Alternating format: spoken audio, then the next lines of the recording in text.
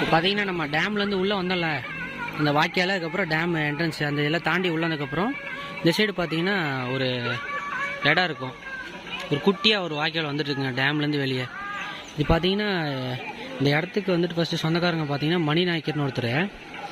அவர் வந்து இந்த டேமை ஃபுல்லாக இந்த இடத்த ஃபுல்லாக எழுதி கொடுத்துட்டார் கவர்மெண்ட்டுக்காக. அதனால் பார்த்தீங்கன்னா அவர் வீட்டுக்காகவே, அதாவது அவர் தோட்டத்துக்கு அவர் வீட்டுக்காகவே எப்போவுமே வந்து இந்த இடத்துல வந்து தண்ணி போயிட்டுருக்குங்க. இந்த இடம் தான் அது. உள்ளே போகிறது பார்த்தீங்கன்னா இப்போது இப்படி இந்த வழியிலையும் போகலாம், அந்த வழியிலையும் போகலாம். டேமில் பார்த்தீங்கன்னா உள்ளே நம்ம மேலே ஏறக்குன்னு தனியாக நிறைய என்ட்ரன்ஸ் இருக்குது, எப்படினாலும் போய்க்கலாம்.